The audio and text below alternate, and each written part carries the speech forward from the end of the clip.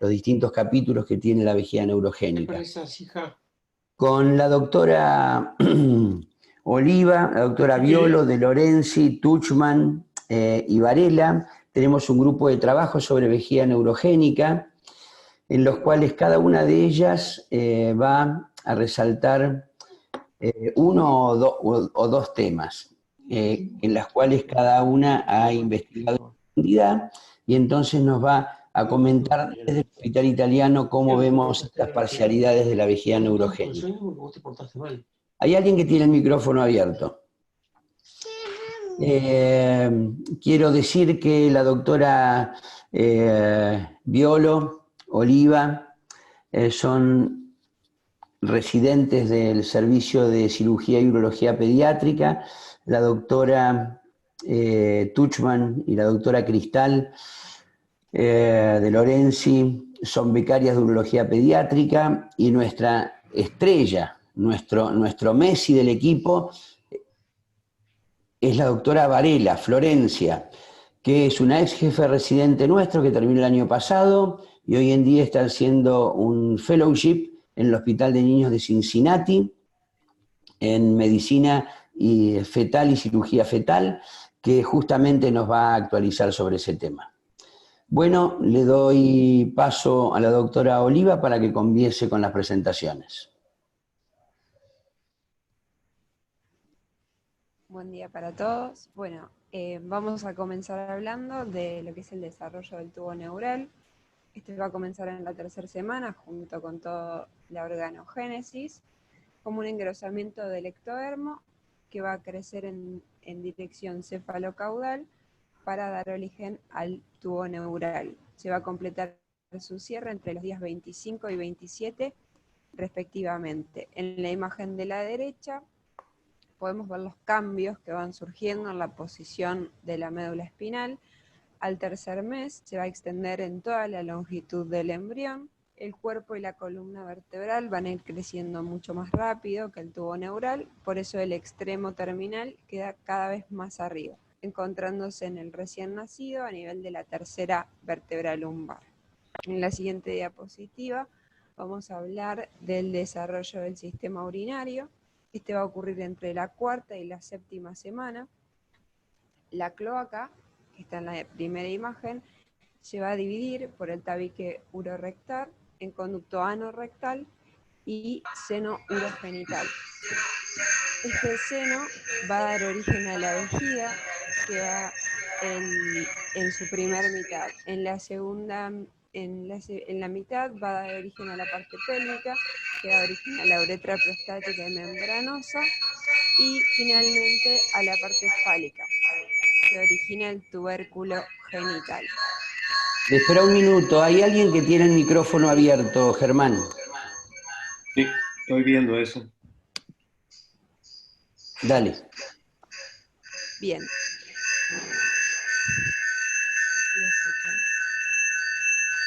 Se escucha retorno Sí. desde María Salgado. Hay alguien que tiene el micrófono abierto, Germán. Mariela Salgado. No. Por favor, María Salgado, apague su micrófono. Se escucha retorno del mismo sistema como neurotransmisor la noradrenalina, la contracción de los esfínteres interno y externo. Y en la imagen de la derecha vemos el vaciado vesical, que se inicia una vez que se toma la decisión consciente de orinar a través del deseo de la micción. La corteza indica iniciar la misma. Entonces, a través del sistema nervioso somático se inhibe la acción predeterminada del nervio pudendo para permitir relajar los esfínteres, y a su vez el parasimpático va a producir la contracción del detrusor. Y con todo esto coordinado se produce finalmente la micción. Doctor de Badiola. Bueno, esto que nos ha contado Agustina, llevado, digamos, a la práctica, nosotros tenemos que valorar ¿Por qué se producen los defectos? Realmente se desconoce por qué uno cada 2.000 o 3.000 nacidos vivos presentan mielomeningocele, que el 95% van a tener vejiga neurogénica. Pero sí sabemos cómo se produce en la evolución el defecto del tubo neural, cómo llega a ser un defecto sin saber la causa. Pero sí sabemos que hay factores que lo favorecen. Un factor muy conocido que lo favorece, la producción del defecto, es la presencia de órganos fosforados. La presencia de órganos fosforados en el agua de algunas regiones hace que de 1 en 2.000 o 3.000 sea mucho más frecuente, porque la presencia de órganos fosforados en el agua, en las embarazadas, hace que se produzcan todos estos defectos del tubo neural. Eso por un lado, es decir, que tenemos que tener exhaustivo control en las áreas, sobre todo donde hay plantaciones y cosechas, que la concentración que se usen de fosfoglicatos y otros sea muy bien conocida. Eso por un lado. Y otro es que en el tiempo que se está formando el cierre del tubo neural, es tan temprano que la prevención de que este defecto no se forme, que puede ser otorgada por el ácido fólico, tiene que ser tomada por las mujeres mientras tengan vida sexual, con la posibilidad de quedar embarazadas. Porque si van a tomarlo después que saben que están embarazadas, eso es un problema porque el defecto ya se realizó. Así que la prevención a través del ácido fólico es desde que tienen actividad sexual. Es un comentario para hilar en la práctica lo que nos acaba de contar Agostina. Sigamos adelante. Bueno, y porque el mielomeningocele es la causa más frecuente de vejiga neurogénica en pediatría, vamos a aprovechar la embriología para repasar cómo se hace el diagnóstico prenatal de mielomeningocele. ¿Cuándo aparecen los marcadores espinales de mielomeningocele? Es decir, ¿cuándo podemos ver el defecto propiamente dicho en la ecografía? En el segundo trimestre avanzado. Acá podemos ver en los 3 cortes la visualización del saco, el ensanchamiento de los cuerpos vertebrales, la placoda y los arcos vertebrales en forma de U en el plano transverso. Antes de pasar a los marcadores ecográficos intracraneales de mielomeningocele, que son muy importantes, más que el defecto, veamos la fisiopatología de estos cambios para entender lo que vamos a encontrar en la ecografía. ¿Qué pasa cuando tenemos un defecto abierto en el tubo neural? Se pierde el líquido cefalorraquídeo por el defecto. Eso, por un lado, genera presión negativa en el espacio subaracnoideo, con descenso de la presión intracraneana al inicio, y por otro, promueve la caída del cerebro posterior hacia el foramen magno, es decir, el Chiari. Con el Chiari establecido ocurre la compresión del foramen de Magetic con la hidrocefalia progresiva. Bueno, ahora que vimos lo que pasa con el líquido cefalorraquídeo, veamos los marcadores intracraneales de esto que hablábamos, que son muy importantes. Por un lado, al bajar la presión intracraneana por pérdida del líquido cefalorraquídeo, vamos a ver diámetros cefálicos pequeños y huesos frontales que se abomban hacia adentro. Por el otro se establece el Chiari, es decir, el cerebelo cae hacia el foramen magno, haciéndose cada vez más cóncavo en el plano axial, hasta verse no visible avanzado el embarazo. ¿Qué dijimos que acompañaba el Chiari? La ventriculomegalia progresiva, que también vamos a ver en la ecografía. Dijimos que todo esto era visible avanzado el segundo trimestre, hasta que Kypros Nicolaides describió la ensalada de frutas de la ecografía prenatal en mielomeningocele usando los mismos marcadores intracraneales, pero simplificándolos para promover la detección más temprana al inicio del segundo trimestre. ¿Se acuerdan que dijimos que los huesos frontales se deformaban hacia adentro por la disminución de la presión intracraneana? A eso lo llamó signo del limón, que tiene una especificidad del 99% para espina bífida abierta. Este signo desaparece con la maduración del cráneo y con la aparición posterior de la ventriculomegalia. ¿Se acuerdan que también dijimos que el cerebelo caía hacia el foramen magno dando el Chiari? Esto genera que la imagen normal del cerebelo que ven a su izquierda, pintada de rosa, se transforma en la imagen de la derecha dando el signo de la banana. Ven la forma del cerebelo.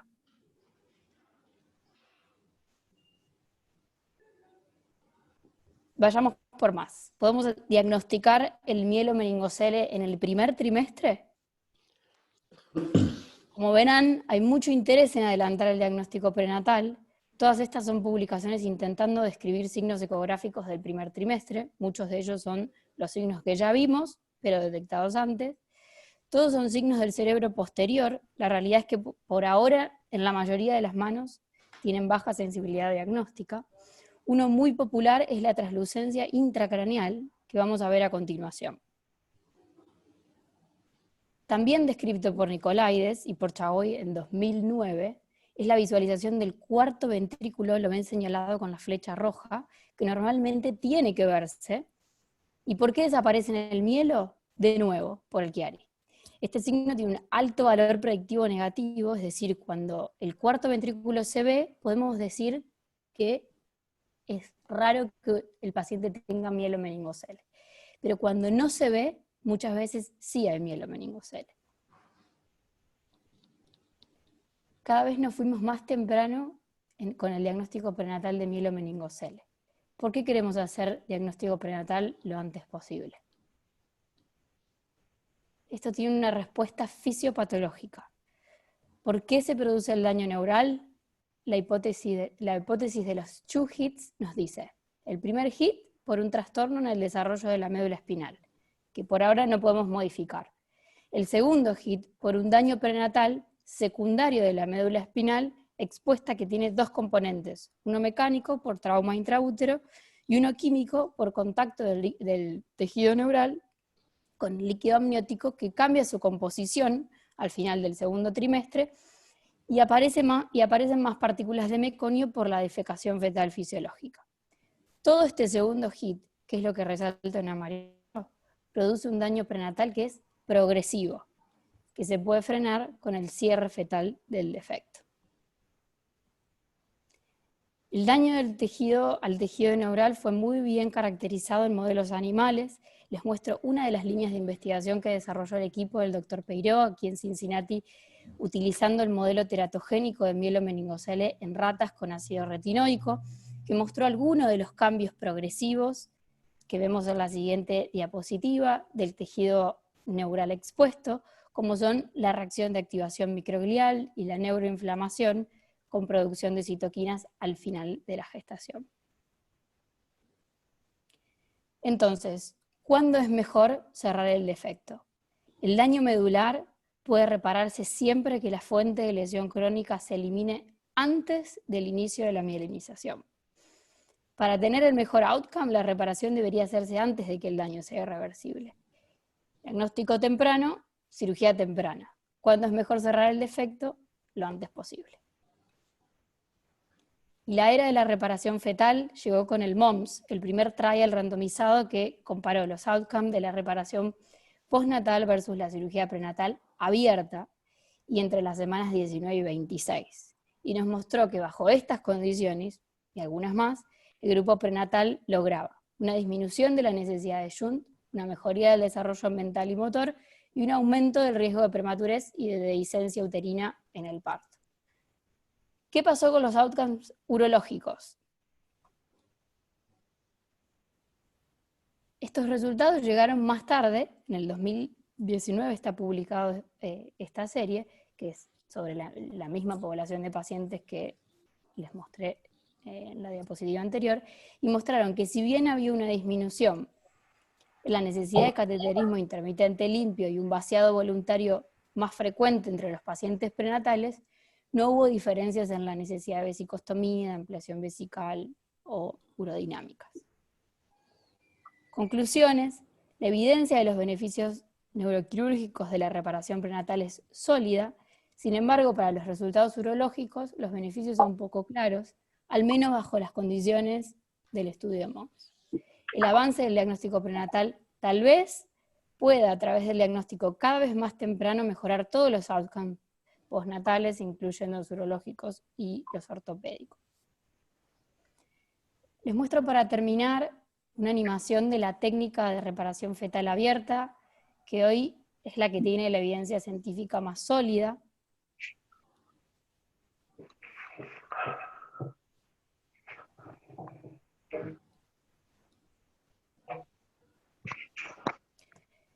Se inicia con una histerotomía según el mapping placentario. Además de la anestesia materna, el feto recibe un cóctel intramuscular de fentanilo y becuronio, se incide el saco, se crea un flap de piel y un colgajo miofacial para cerrar ambos planos herméticamente. Y esto es muy importante. El uso de parches depende del caso, pero es un detalle técnico que cambia de centro a centro y también fue cambiando con el tiempo en cuanto al tipo de parche. Hoy acá en Cincinnati se utiliza un alograf de membrana amniótica y cordón umbilical. Mañana en Cincinnati Children's hace su caso número 60 abierto, habiendo hecho 40 casos por vía fetoscópica, con resultados que, si bien aún no están publicados, son muy parecidos a los de MOMS para la cirugía abierta.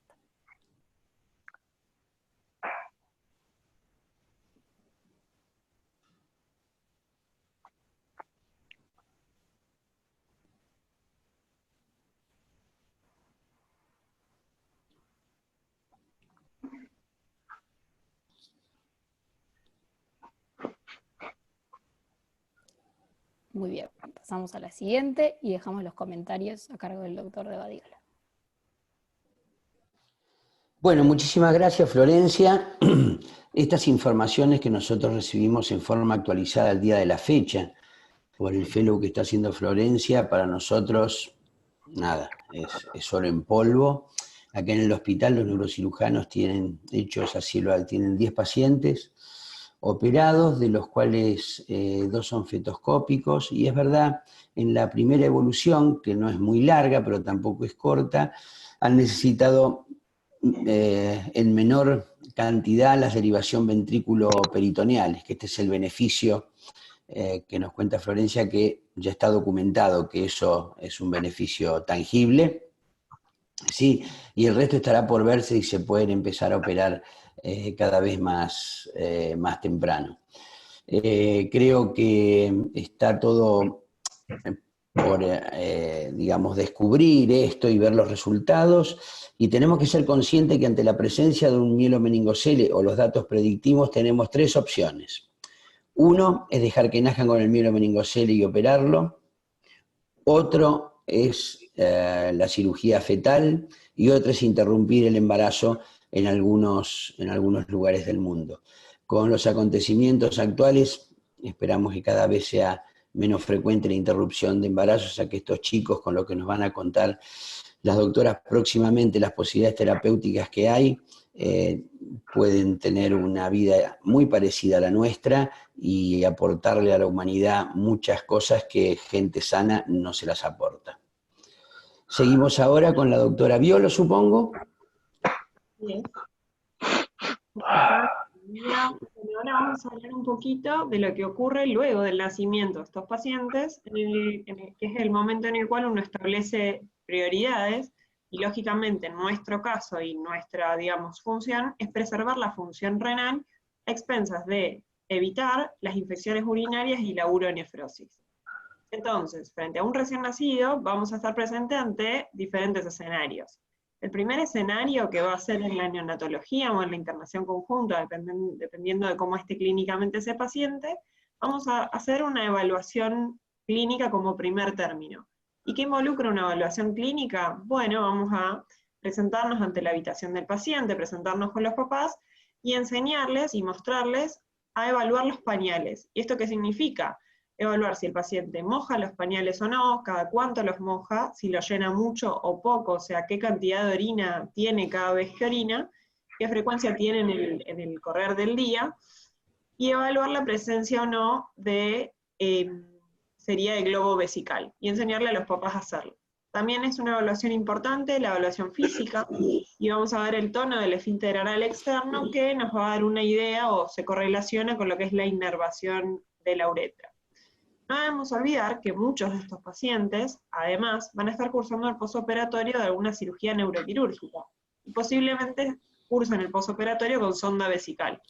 Nosotros como urólogos debemos estar atentos a cuidar la vejiga, entonces debemos estar atentos al retiro de la sonda vesical, que vamos a hacer lo mismo. Cuando se retire la sonda vesical vamos a hacer una evaluación clínica exhaustiva de cómo el paciente vacía su vejiga. ¿Para qué? Para pesquisar defectos en este vaciamiento de la vejiga, que es ahí cuando vamos a tener que actuar y a ejercer o a brindar un tratamiento. También vamos a solicitar en ambos casos una ecografía renal y vesical con residuo postmiccional, que es lo que más nos va a interesar, y que nos habla también del vaciamiento vesical. Luego nos vamos a el alta del paciente, en el cual vamos a establecer, nosotros en nuestro hospital hacemos un estudio hidrodinámico a los 40 días de la última neurocirugía, y le damos este tiempo como para dejar que se desinflame, digamos, la zona. Vamos a establecer más o menos 3 ecografías en el primer año de vida, siempre y cuando, digamos, la clínica no cambie, y por supuesto que si la clínica cambia o encontramos algún hallazgo en estas ecografías, vamos a redireccionar el tratamiento. Entonces, en la primera consulta en ambulatorio, luego del alta del paciente, lo primero que tenemos que hacer es explicarle a estos papás frente a qué pacientes se encuentran, y la importancia de esta vejiga y de lo que va a hacer, y va a ser la variación y los cambios de la misma en los primeros 4 años de vida. Nos tenemos que sentar, tomarnos el tiempo, evacuar dudas, tener paciencia y explicarles que esta vejiga posiblemente cambie en el transcurso de los primeros años, y más específicamente en los primeros años y con el crecimiento del paciente, y la posibilidad de la médula anclada. Nosotros en el Hospital Italiano tenemos la clínica de mielomeningocele, que es una clínica en la cual hay muchos profesionales y es un manejo multidisciplinario en el cual cada consulta que los pacientes con mielomeningocele acuden son vistos por todo un grupo de especialistas. Ellos incluyen neurocirujanos, neurólogos, urólogos, nefrólogos, pediatras, y creo que no me olvido de nada, pero cualquier especialista que haga falta se llama y acuda a la clínica para ser evaluado el paciente. Entonces, priorizamos las indicaciones a los padres, a los padres o cuidadores, que son los que van a evaluar a estos pacientes en el ambulatorio, y es lo más importante. Entonces, si bien no hay guías exactas, digamos, en el seguimiento de estos pacientes, debido a la ausencia de consenso entre los diferentes centros, acá les dejo una guía publicada en el 2019, es una guía de la ESPU, que habla de los primeros 12 meses de los pacientes.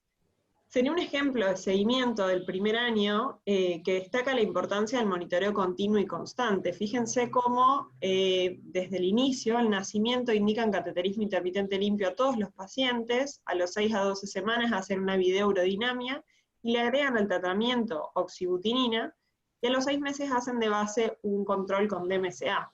O sea que fíjense que tienen como un seguimiento y un monitoreo bastante estricto. Y metiéndonos un poquito más de lleno en lo que es el manejo de estos pacientes al nacimiento, y teniendo en cuenta esta diversidad de opiniones que les mencioné, les comento, este es un artículo de Chicago, que se publicó en 2015 en el Journal of Urology, que divide el manejo en 2 grandes grupos. Por un lado, el manejo expectante, que tiene que ver un poco con lo que nosotros hacemos en el Hospital Italiano, que es el seguimiento ecográfico, y en base a los hallazgos, la redirección del tratamiento, que los que fundamentan este tipo de manejo resaltan que los cambios en el tracto urinario superior son reversibles siempre que uno los trate o los encuentre a tiempo, mitiga el estrés familiar de tener que indicar un cateterismo intermitente limpio de entrada al nacimiento de estos pacientes, y dice que hay algunos estudios en los cuales se vio que el cateterismo intermitente limpio de inicio, en final, no disminuyó la tasa de cicatrices.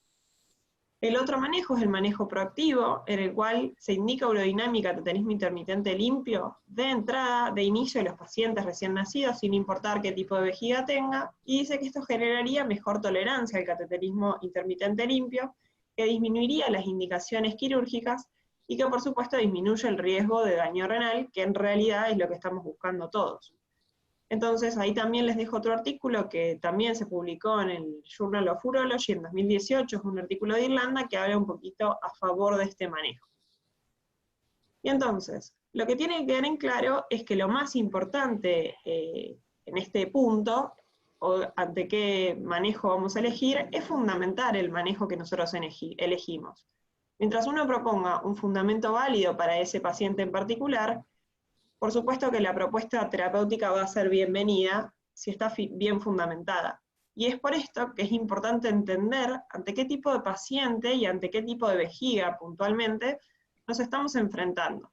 Y vamos a dividir las aguas en dos grandes grupos, las vejigas de alto riesgo y las vejigas de bajo riesgo.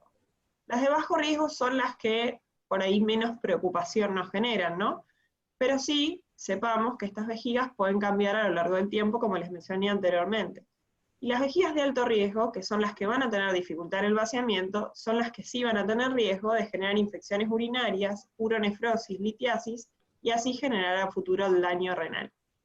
Como exámenes complementarios de estos pacientes en estos momentos, ya mencionamos un poquito, pero básicamente tenemos a la ecografía, a la cistouretrografía y al estudio urodinámico, y el estudio urodinámico como estrella, más que nada para predecir, digamos, o tiene la capacidad de predecir qué va a pasar con esa vejiga de acá a los 6 meses, entonces nos va a adelantar un poquito el panorama, y como exámenes complementarios un poquito más sofisticados, tenemos al centellograma renal con DMCA, que nos va a detectar las cicatrices en el parénquima renal, nos va a hablar ya de daño renal, y la cistovidreurodinamia, que combina la cistografía y la urodinamia, para darnos un poquito más de información, más que nada en algunos pacientes puntuales que ya más adelante la doctora De Lorenzi les va a comentar.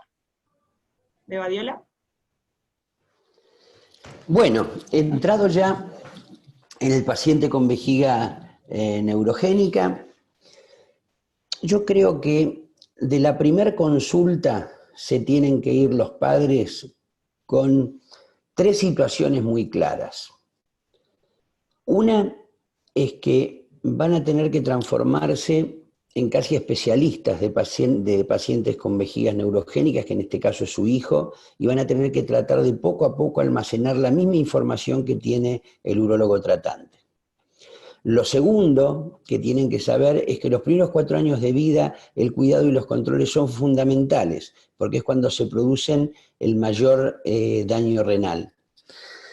Y lo tercero, le tenemos que dar la seguridad a los padres que cuando vayan a ingresar a primer grado escolar, ellos van a estar sin pañales.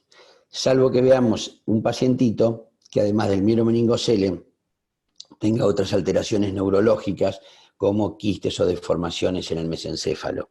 Pero tenemos que darle esa expectativa de que no va a ser incontinente urinario toda la vida, de que su vejiga lo más probable es que no funcione bien, pero que tenemos tratamientos a disposición para que todo esto suceda, que vayan sin pañales, que vayan secos y que vayan sin olores. Esas 3 cosas, la información, el cuidado de los primeros 4 años de vida, que la vejiga puede cambiar y que van a ir sin pañales al colegio, son los 3 mensajes que para mí se tienen que llevar de la primera consulta.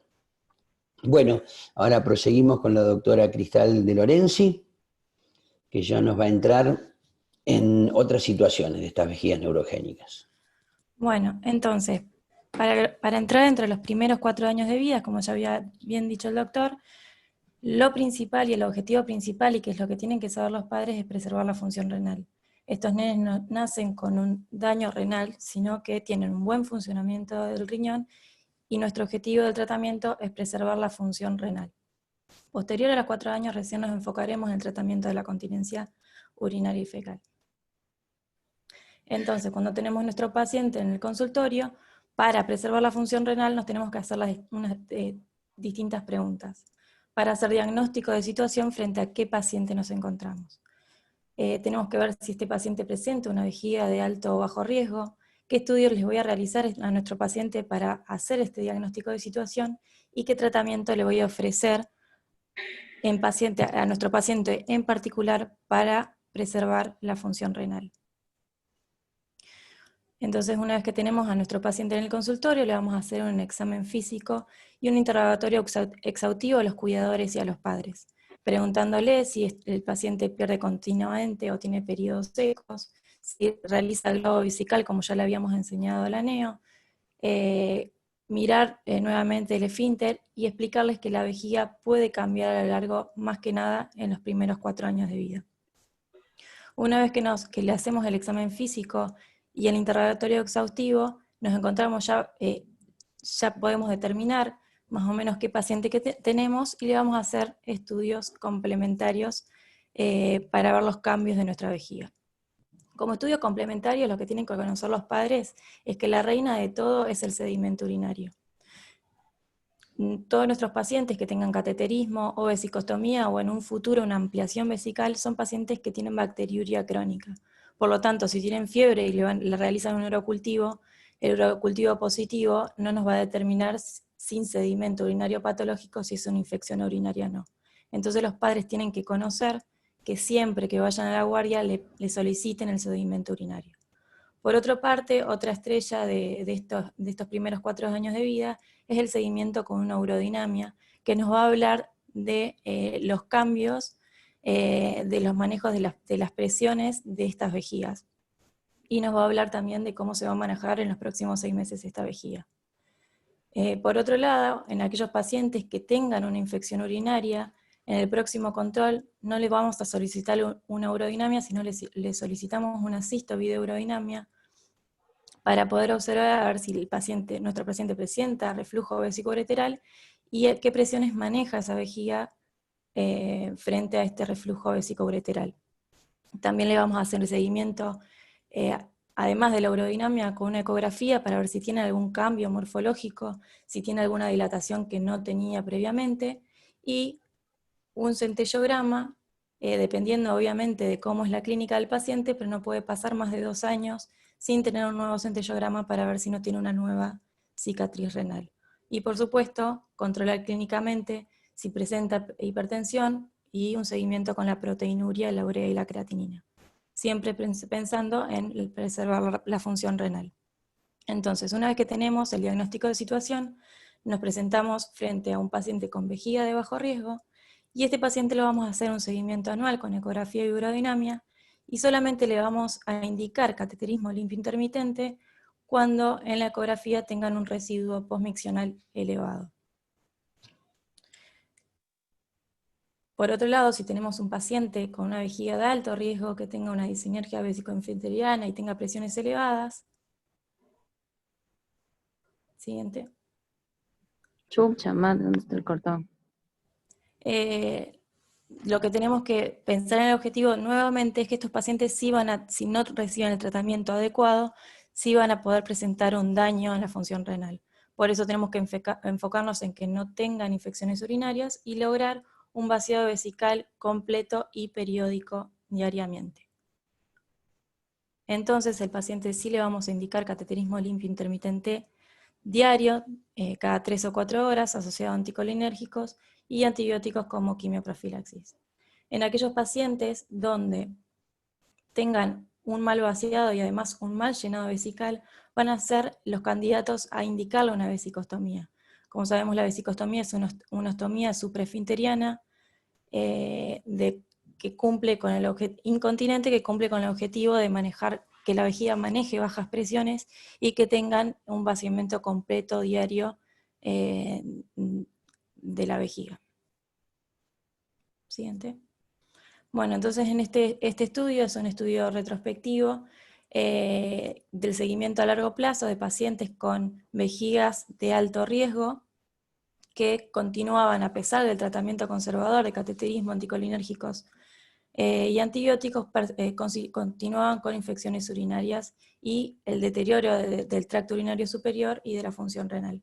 Por eso estos pacientes, que fueron 14 en total, de un total de 1.500 pacientes con mielomeningocele, 14 le realizaron vesicostomía, y como conclusión tuvieron que fue beneficioso ya que no volvieron a repetir infecciones urinarias y no tuvieron deterioro de la función renal a largo plazo. Doctor de Badiola.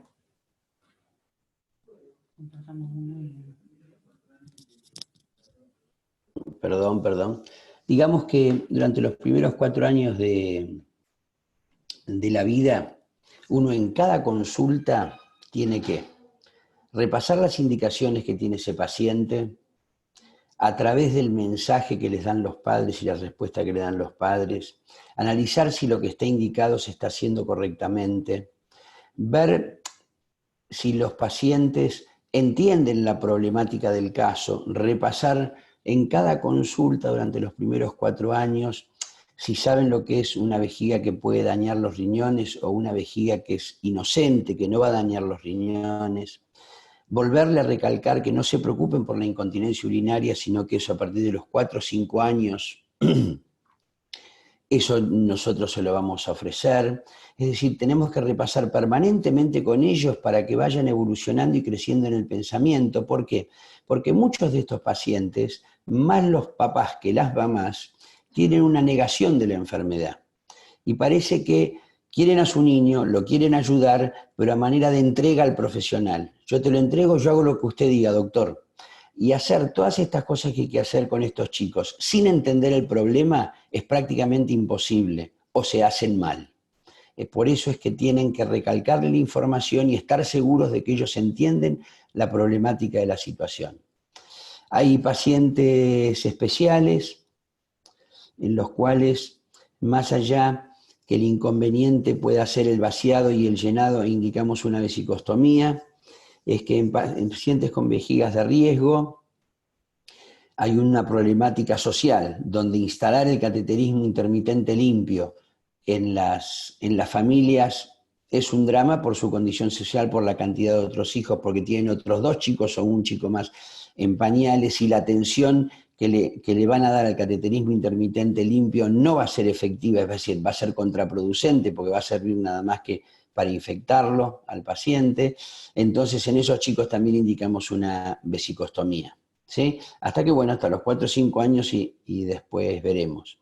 Pero es muy importante todos estos datos que nos dio la doctora Cristal, que sean compendiados, que los incorporemos a nuestro pensamiento y a nuestros elementos en la consulta, porque tienen que ser muy ricos y así como los entendemos nosotros, los tienen que entender los padres. ¿Sí? Bueno, ahora pasamos a lo que más nos interesa habitualmente a los cirujanos, que los va a hablar la becaria mayor, que es Virginia Tuchman, y que nos va a hablar de los tratamientos de la incontinencia urinaria. Adelante, Virginia. Bueno, buen día para todos. Dentro de lo que es la preparación y los estudios, cuando nos vamos a plantear la incontinencia urinaria y fecal, tenemos que saber que obviamente en primer lugar va a estar preservar la función renal, pero tenemos que lograr periodos secos y limpios, socialmente aceptables, y esto nos los planteamos principalmente a los 5 años, en la etapa preescolar, antes de la escolaridad y esta etapa social. Entonces a los 5 años empezamos a pensar el tema de la incontinencia urinaria y fecal y qué tratamiento le podemos ofrecer a estos pacientes, como le dije, preservando la función renal siempre. Dentro de lo que es el manejo de la incontinencia, hubo varios hitos en la historia. En 1958 empieza a utilizarse el cateterismo intermitente limpio con Lapides. Posteriormente se describe el ostoma con apéndice cecal, que lo hace Mitrofanov, primero en Francia y posteriormente en Estados Unidos en la década de los 80 empieza a utilizarse. Y después aparece lo que es el ostoma fecal o Malone o el enema anterógrado, y también otros tipos de ostomas urinarios como el Monti, etcétera. Entonces todos estos hitos lo que nos hicieron es ayudar, digamos, al manejo de la incontinencia y a revolucionar, digamos, este aspecto. Siguiente.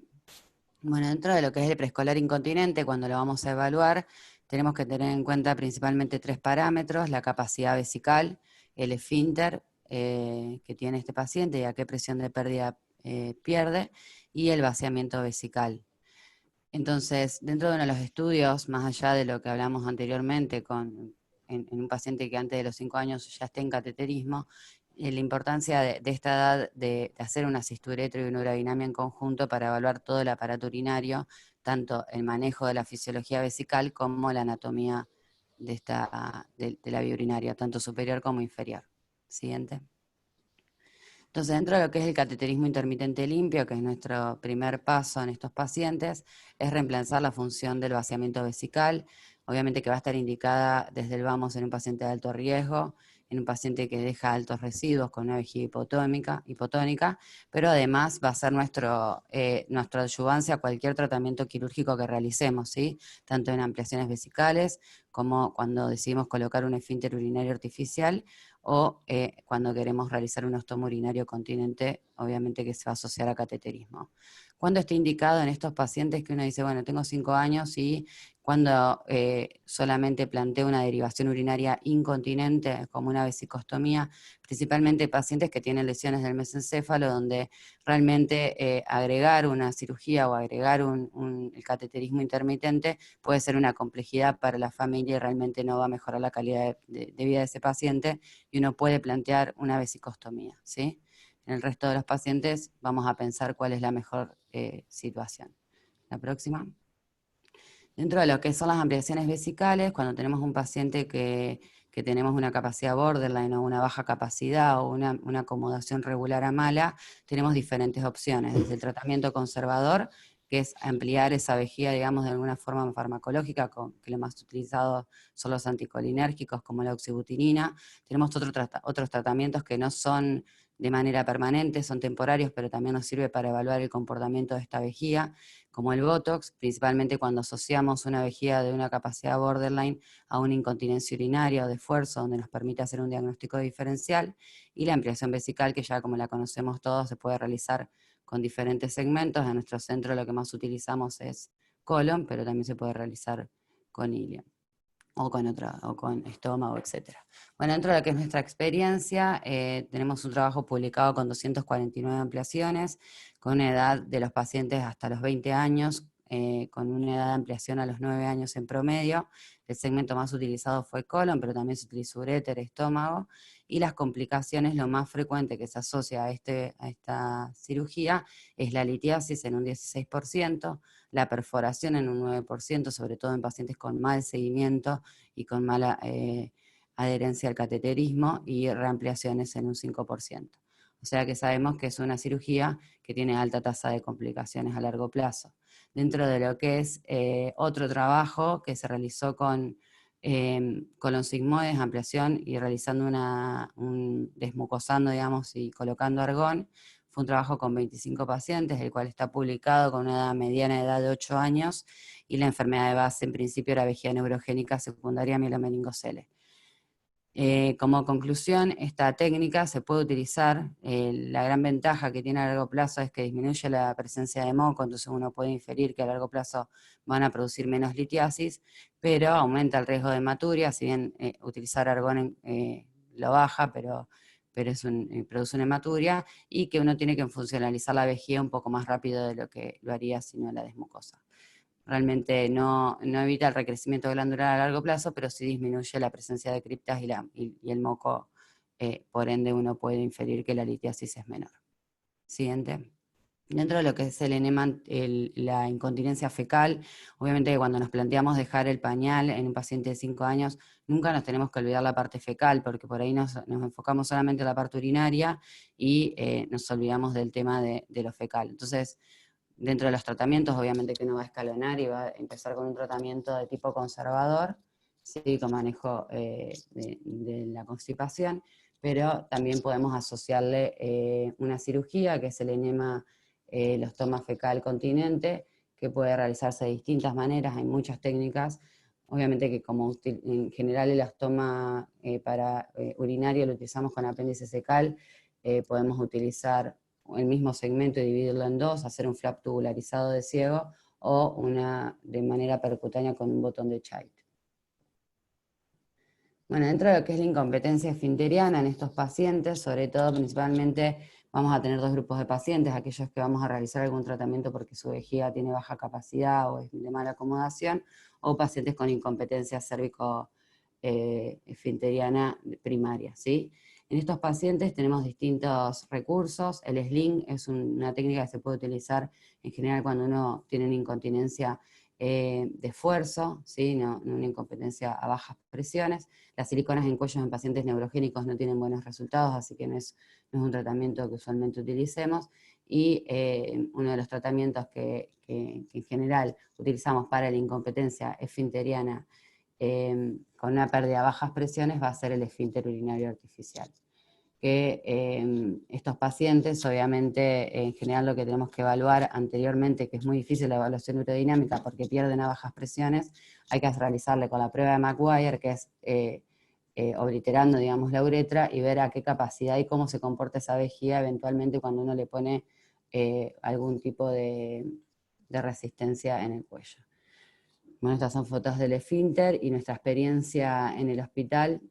En 1990-2006 se colocaron 68 esfínteres. Voy a hablar solamente de los varones porque la edad la mediana fue de 9 años, el CAF que se utilizó fue entre 5,5 y 7,5, el seguimiento promedio fue de 82 meses, de estos 64 esfínteres, 4 tuvieron una erosión, y el resto, en 7 pacientes, tuvo que realizarse una revisión del esfínter, pero sin tener que retirarlo. ¿Sí? Que una de las cosas más frecuentes es la ruptura del balón o el recambio de la bomba cuando es a largo plazo que tiene algún tipo de ruptura. El porcentaje de revisión es de 0,012 pacientes al año. Siguiente. Y se realizó la colocación del esfínter sin ampliación vesical en 34 pacientes, de los cuales uno puede inferir que en estos pacientes la posibilidad de tener una micción espontánea y no necesitar cateterismo es mayor que en aquellos pacientes donde se realiza con ampliación vesical, donde el cateterismo intermitente limpio se va a necesitar en un 90% de ellos. Y bueno, entonces creemos que el esfínter urinario sigue siendo un procedimiento quirúrgico confiable y seguro para el manejo de la incompetencia esfinteriana en pacientes neurogénicos, con un bajo porcentaje de reoperación a largo plazo, tienen buen porcentaje de continencia, y no nos olvidemos que en aquellos pacientes que uno le coloca un esfínter y no realiza una ampliación vesical o un tratamiento de la vejiga, un gran porcentaje va a mantener la micción espontánea. Bueno, muchas gracias. Bueno, gracias Virginia. Siempre una impresión que uno tuvo es que todos los tratamientos, desde el cateterismo intermitente, las ampliaciones, poner una prótesis en estos chicos, eran cosas bastante antinaturales. Mezclar el intestino con la orina, poner un aparato por los próximos 70 años, que la gente se tenga que meter una sonda por distintos orificios para poder vaciar su vejiga. Son situaciones que si uno, digamos, esperemos que en el futuro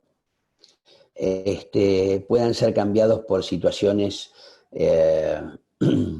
más livianas, por situaciones no tan antinaturales.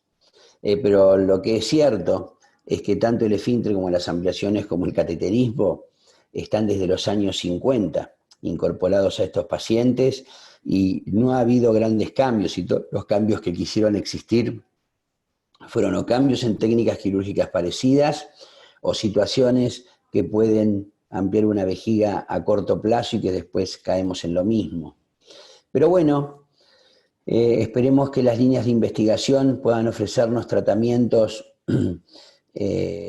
más cercanos a la normalidad de los pacientes, con menos intervenciones, con menos reoperaciones, pero no les quepa ninguna duda que nosotros estamos muy satisfechos con lo que le ofrecemos a los pacientes a través de la clínica de mielomeningocele en un trabajo integral y con estos tipos de tratamientos que son todos, uno les llama excepcionales porque se hacen también en pacientes excepcionales, pero que son los que necesitan estos chicos, y para poder atender a estos chicos hay que entrenarse en los mismos. Y no esperar, como piensan algunos padres, cuando vos le indicás una ampliación vesical que dice, y doctor, ¿no conviene esperar un poco más para ver si aparece algo nuevo? Que es un pensamiento lógico. Y yo le digo, mire, en los últimos 40 años no apareció nada nuevo, pero ojalá aparezca algo nuevo. El problema que tenemos con su nene que empieza el colegio primario el año que viene, y él tiene que pasar todo el colegio primario sin pañales, y esto es lo que disponemos hoy.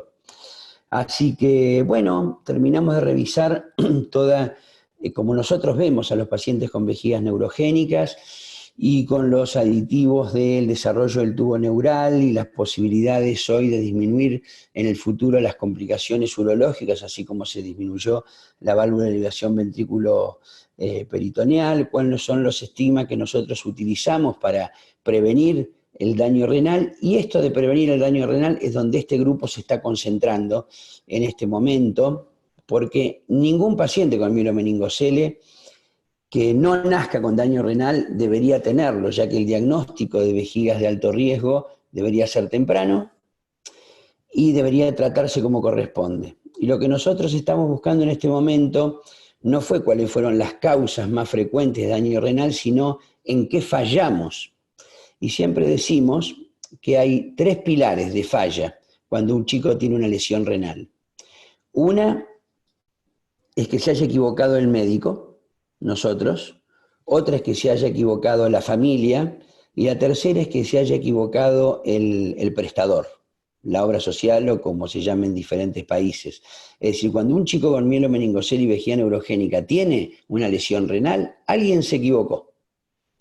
Y estamos buscando en nuestros pacientes, que algunos inclusive llegaron a un trasplante renal, que en nuestra serie de pacientes son menos, pero estamos buscando los que tuvieron lesión renal, quién fue el que se equivocó, dónde estuvo la falla, porque no tendría que haber sucedido. Bueno, después de 50 minutos, creo, Germán, que le pusimos, sí, 54 minutos, les pudimos dejar con transparencia cómo nosotros vemos la cosa, este grupo de trabajo y el Hospital Italiano, y estamos a su disposición para lo que vos creas conveniente.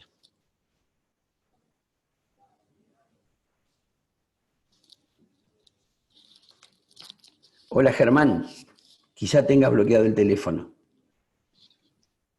Hola, ¿me escuchan? Sí, sí, sí. Bueno, muchas gracias, Pachi, muy amable. Gracias por tu siempre gentil colaboración con nuestro equipo. A las doctoras también, muy amables, muchas gracias por haber participado y haber compartido sus conocimientos. Algunas preguntas que surgen, seguramente.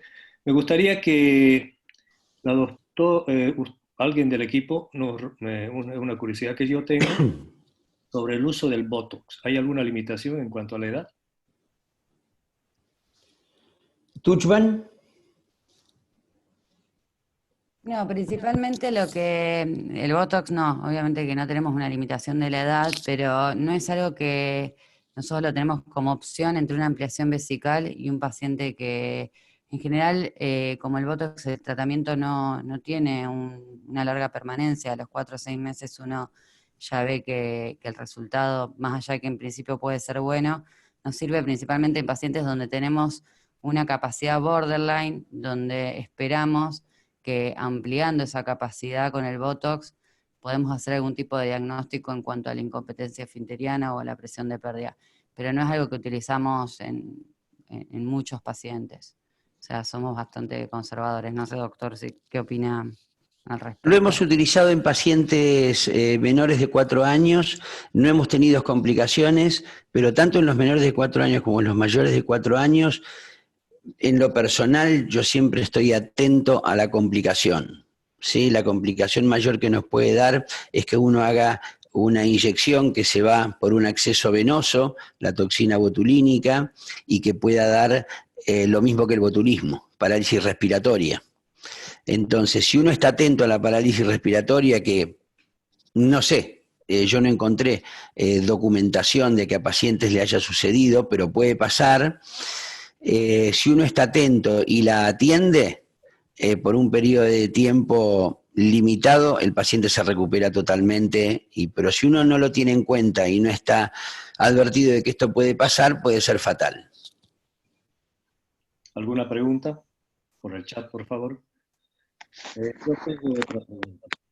¿Uso de antibióticos profilácticos, sí o no, en pacientes con bacteriuria?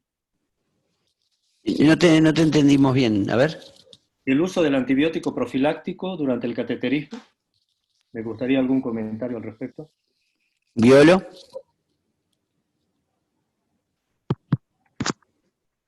No, o sea, no a todos los pacientes de entrada con el cateterismo. Sí a los pacientes que tienen dilatación, digamos, de los uréteres o que uno sabe que pueden tener alguna predisposición en particular. Pero si no, en general, a todos los pacientes que están en cateterismo nosotros no le indicamos antibiótico profilaxis a todos. ¿Sí? A los que tienen alguna dilatación o alguna otra cosa. No sé, doctor de Badiola, si... Nosotros se lo indicamos en el entrenamiento inicial. como el cateterismo puede ser deficiente en el entrenamiento inicial, nosotros damos cateterismo intermitente no antes de cada 4 horas y a la noche 8 horas sin cateterismo. Damos oxibutilina a todos, aunque no la vayan a necesitar en el futuro, y damos profilaxis antibiótica. Cuando el cateterismo ya se introdujo en la familia y vemos que se hace bien, bueno, en el que no corresponde dar profilaxis lo sacamos, en el que no corresponde dar oxibutilina lo sacamos y quizá quedan con cateterismo. Pero en general no se lo damos porque tenga cateterismo, le damos profilaxis, no, le damos al que nosotros que creemos que por algo, como dijo la doctora, es mejor que tenga profilaxis. No vamos a hacer dinámico, pero no rutina, digamos. ¿Alguna pregunta por el chat, por favor?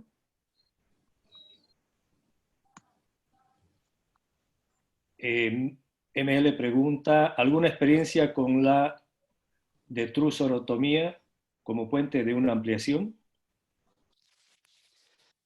Si lo contesto yo esto, si la detrusorotomía estamos hablando de sacar parte del detrusor para después agregar un parche de sigmoide demucosado sobre ese divertículo, sí, tenemos experiencia compartida con el doctor Ricardo González y el que tiene más experiencia es en Brasil, Elio Busón, ¿sí?, que compartió profundamente este trabajo publicado por Elio Busón y por Ricardo González, en donde tienen muy buena experiencia, hacer una detrusorectomía y poner un parche de mucosado en el divertículo.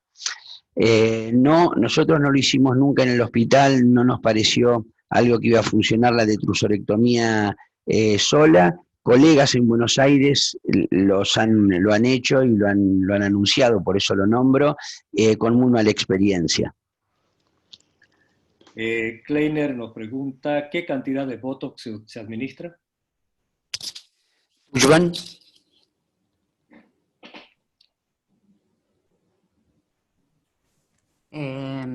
¿Cómo? No entiendo qué cantidad de Botox. La dosis del Botox. Seguramente es la pregunta. Entre 100 y 200 unidades le ponemos acá. Sí, nosotros usamos, vienen las botellitas de 100, 200 o 400, según la marca Unidades Internacionales de Botox, y en pacientes en edad de continencia usamos habitualmente 400 unidades, considerando que en las inyecciones a veces se pierde algo de Botox y que no queda donde uno quiere que quede. El profesor Roberto Gámez pregunta, ¿la calidad de vida de los pacientes adolescentes? Bueno, nosotros tenemos un consultorio de transición, que en realidad no nos gusta a nosotros llamarle transición porque no es una transición, ya que lo seguimos atendiendo nosotros mismos con los urólogos de adultos, sino que es un seguimiento a largo plazo. Y los mismos adultos que antes de tener este consultorio de transición compartido con ellos, realmente se sorprenden. Ellos creían que la evolución de estos pacientes era mucho peor en calidad de vida y tanto, si uno tiene los cuidados, a ver, un chico a los 6 años le puede dar todo para estar limpio y seco, ¿sí? Pero si ese mismo chico, cuando tiene 12, 13, 14, 15, 16 años, empieza a tomar mucha cerveza y desórdenes alimentarios, su esclavitud comienza con la parte ortopédica, en donde el chico se desplazaba con bastones canadienses o alguna otra ayuda y termina clavado en la silla de ruedas, ¿sí? Por sobrepeso. Tienen los mismos problemas que cualquier adolescente, pero que en ellos los daña mucho peor. Entonces, en función de calidad de vida, estos chicos podemos decir que a los que tienen un mielomeningocele y vejiga neurogénica exclusivamente, que no están complicados con otra situación neurológica, la calidad de vida tiene que ser muy buena y pueden tener una vida escolar, universitaria, laboral, familiar e inclusive de reproducción, donde le van a dar satisfacción a mucha gente más allá de ellos. Grisel Marín pregunta, ¿cómo ha sido la aceptación por parte de la familia con el uso del Mitrofanov? Bueno, el mitrófano, en la mayoría de los casos, por ejemplo, en los chicos que están ya en silla de ruedas, y empezamos cateterismo intermitente por la uretra, cuando le ofreces el Mitrofanov, habitualmente ellos te ganan de mano porque te lo piden antes, cuando ven otros chicos con Mitrofanov en la clínica de Miel y demás. Después, el que se venía haciendo cateterismo intermitente limpio y le resulta otra incomodidad o tiene una falsa vía en la uretra y le propones, aunque sea de ambulante, un Mitrofanov, por supuesto que le alivia y lo acepta muy bien. Ahora, si vos vas a indicarle un Mitrofanov de entrada, porque te la ves venir, a ellos les cuesta un poco aceptar el mitrófano y dicen, no, doctor, yo prefiero cateterismo por abajo y después vemos. Lo que tiene, hay una controversia en la aceptación, es en el Malone. El Malone, cuando vos se lo ofrecés porque entendés que la va a pasar mucho mejor, el 100% de los pacientes tienen una resistencia. Inclusive, cuando vos le ofrecés cambiar enemas por la cola que por un agujerito, porque tienen la fantasía de que es una colostomía. Ahora, cuando ya recibieron el Malone, el método quirúrgico que están mayor agradecidos los pacientes es al Malone, lo que les facilitó estar limpios de caca. Antes es una cosa y después del Malone es otra. Perfecto. Ricardo Álvarez nos pregunta, ¿a todos los pacientes con vejiga de alto riesgo que van a ser ampliados les realiza reimplante? No, definitivamente no. Supongo que vos estás preguntando en los que tienen reflujo vesiculolateral. No, nosotros nos basamos en la cistovideurodinamia. Si en la cistovideurodinamia ese reflujo es a 50 de presión, porque es una vejiga de riesgo, nosotros sabemos que las vejigas ampliadas después de los 6 meses, hasta que están llenas, no superan los 20-25 centímetros de agua, ¿sí?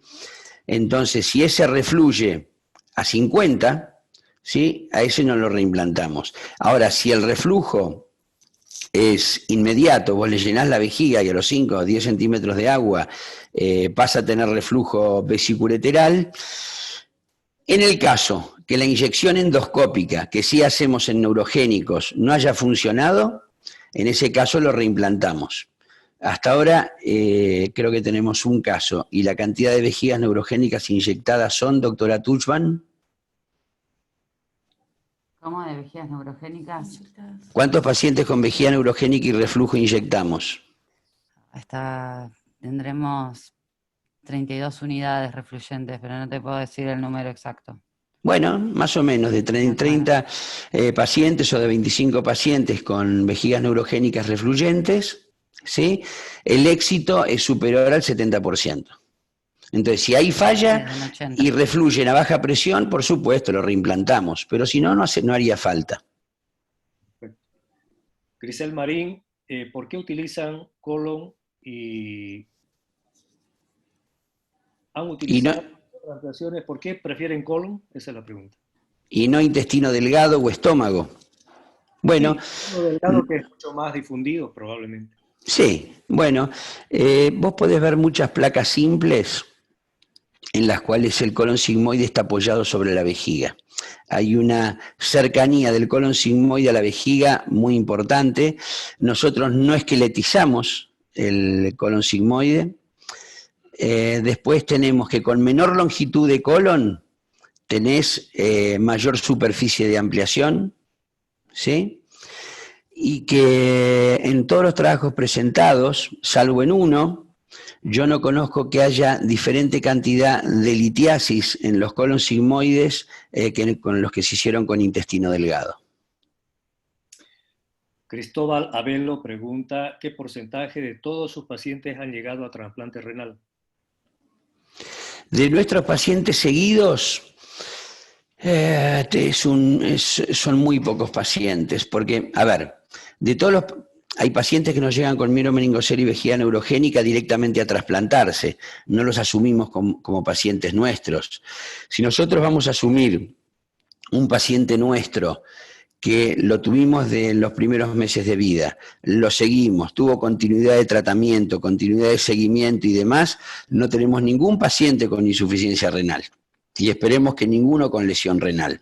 Ahora, tenemos los pacientes que los atendimos inicialmente y que después abandonaron el control con nosotros. Bueno, de eso sí hay pacientes que los vemos de vuelta cuando vienen por su problema de insuficiencia renal, pero lo que hemos tratado en la clínica y que respetaron el seguimiento, no tenemos. Javier Esbeliza te pregunta sobre la dosis tóxica del Botox y él comenta que no debería pasarse de 14 unidades por kilo. Sí, puede ser, pero ya te digo, vamos aumentando la cantidad de Botox que inyectamos a expensas de la cantidad de superficie que queremos inyectar en la vejiga, y las dosis que dice el doctor que está perfecta, en la práctica se sigue aumentando paulatinamente, con la idea de los fanáticos del Botox, entre los cuales no estamos, ¿sí? Pretenden de que eso ayude en forma definitiva. Entonces, hay más inyecciones en más superficie, los lugares que son difíciles de inyectar, los que son fanáticos del Botox tratan de inyectarlo y se van aumentando las dosis, ¿sí? Pero yo creo que las complicaciones que podemos tener del Botox no son por pasarnos de la dosis, sino por una inyección inadvertida al torrente vascular. ML, ¿alguna experiencia con laparoscopía en mitrófano y ampliaciones vesicales? Tenemos alguna mínima experiencia en mitrófanos puros, ¿sí? Que se hizo en un determinado momento. Hubo que, por ejemplo, a mí no me parecía que debía hacerse de esa manera, sino que se podía hacer la laparoscopía para la disección del apéndice y acercarlo a la vejiga, y quizá cuando cortás la fascia de Toll para que todo el colon derecho se acerque a la línea media, pero los expertos en laparoscopía del servicio, el doctor Moldes y el doctor Bagni, no se animaban a no dejar un drenaje cuando hacían un mitrófano por laparoscopía. Entonces yo les dije, muchachos, mientras dejemos drenaje en pacientes con derivaciones ventriculoperitoneales, no vamos. Cuando ustedes se sientan seguros, no tengo problema en que lo vuelvan a hacer. PJ nos pregunta, con menos casos cada año, ¿qué opinas sobre dónde y quiénes deben tratar estos niños? Con menos casos cada año no entiendo. Sí, con menos casos de mielomeningocele. Nosotros tenemos, por si acaso, solamente como comentario, una incidencia muy alta, pero probablemente en Chile ha disminuido. Hay que ver por qué es la disminución de casos.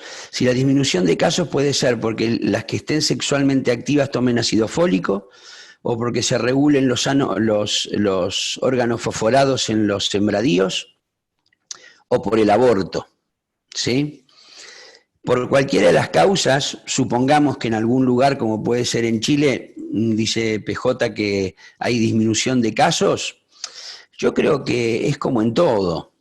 Estos pacientes lo tienen que atender la gente que pueda atenderlos, tenga el conocimiento para atenderlos y tenga un grupo interdisciplinario que los haga ir la menor cantidad de veces a un hospital, ahorrándole el tiempo a sus padres y a los pacientes. Entonces, atenderlo a alguien aislado en determinados lugares no lo va a atender como corresponde, le va a ofrecer lo que cada uno puede. Estos chicos se tienen que atender en una clínica de mielomeningocele porque le da muchísimas ventajas, ¿sí? Más allá de que cada profesional pueda saber de su especialidad lo que corresponde, que hay que ofrecerles a estos chicos, tanto diagnóstico como terapéutico, pero no es lo mejor atenderlo aisladamente. Vamos a cerrar con una última pregunta que me parece muy importante. Es la incidencia de cáncer post-ampliación. Por suerte nosotros todavía no recibimos el paciente, que en algún momento lo vamos a recibir, y hay artículos publicados, como no tenemos nosotros la experiencia, hay artículos publicados hacia un lado y hacia otro, ¿no? en los cuales la incidencia de cáncer, ustedes ya saben que en los pacientes con mielomeningocele el cáncer se da en la parte de la ampliación y en los pacientes con extrofia de vejiga se da en la parte de la extrofia de vejiga. Entonces hay situaciones en lo teórico contrapuestas al tema del cáncer. Ha habido lugares que de pronto les han aparecido 2 o 3 pacientes con cáncer y eso atemoriza mucho, pero en las grandes series, por ejemplo de Indianápolis, tienen las consideraciones ajustadas, así necesariamente esta frecuencia se va a respetar y si es alta o es baja. Nosotros no tenemos otra cosa que ofrecer a los pacientes. Lo que yo les digo a los que se atemorizan por hacer ampliaciones vesicales es que les digo que no se olviden que a menor cantidad de ampliaciones vesicales, mayores pacientes en insuficiencia renal crónica terminal hay. Hay una curva muy buena que no sé si la doctora Viola la recuerda ahora, que cuando disminuyeron en el mundo la cantidad de ampliaciones vesicales, en esos pacientes en el mundo aumentó la insuficiencia renal crónica terminal. Y con respecto al cáncer, lo que nosotros hacemos es un seguimiento con endoscopías, que algunos dicen que no sirven, ¿sí? Que algunos dicen que sirven. Bueno, tratamos de ponernos en el medio con respecto a la frecuencia. Pero ya te digo, no tenemos la experiencia porque no lo hemos recibido, pero por eso nosotros no dejamos de hacer ampliaciones vesicales. Bueno, vamos a cerrar con una última pregunta porque ha habido bastante participación. Creo que valdría la pena comentar 2 cosas, Pachi. Circuncisión o no en estos pacientes, y la cistoscopía y biopsia en los ampliados. Quisiera terminar con eso, por favor. Y le voy a pedir a todos los presentes que se queden unos 2 minutos, 1 minuto más, después de la participación del doctor de Badiola. Bueno, con respecto a la circuncisión, nosotros hemos circuncidado pacientes si impiden el cateterismo intermitente limpio o por alguna cuestión extra. No porque sea mielomeningocele le vamos a hacer una circuncisión, igual que no se la hacemos al paciente con reflujo, definitivamente. Y próximamente saldrá nuestro reporte en un trabajo porque la circuncisión, no sé todavía los resultados finales, pero nos motivó a hacer el trabajo, es que no creo que esto tenga que ver la circuncisión. Si nosotros tenemos un paciente con reflujo, le eliminamos el reflujo, no le cortamos el prepucio, en principio. Y sabemos que estamos en contra de la mayoría de los estados americanos. Y en vejigas neurogénicas lo indicamos cuando dificulta el cateterismo intermitente limpio, sí, ahí le indicamos una circuncisión. Y la otra pregunta era las cistoscopías y biopsias. Y biopsias.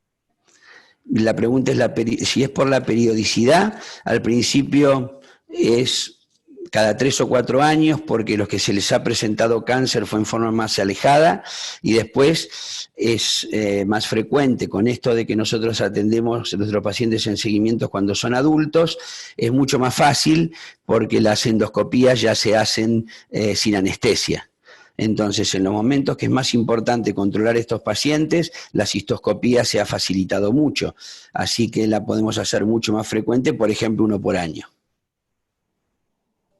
Bueno, Pachi, al doctor de Badiola, a todas las doctoras que han participado, nuestro enorme agradecimiento. Muchas gracias, muy gentiles por haber hecho parte de este mecanismo de enseñanza que nos está uniendo a todos. Voy a darles una información agregada, por favor, para que podamos a futuro poder participar de este evento. Los voy a invitar a que la próxima semana... ¿Están viendo la pantalla, Pachi? Ahora está en blanco.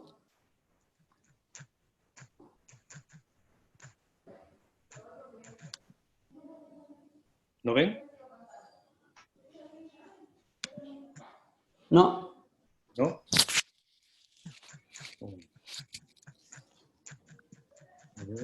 Ahora te veo a vos. ¿Ahora? Ahora ahí apareció Gelfand.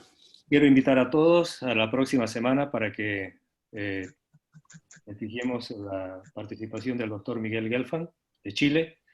Los vamos a esperar en este mismo horario.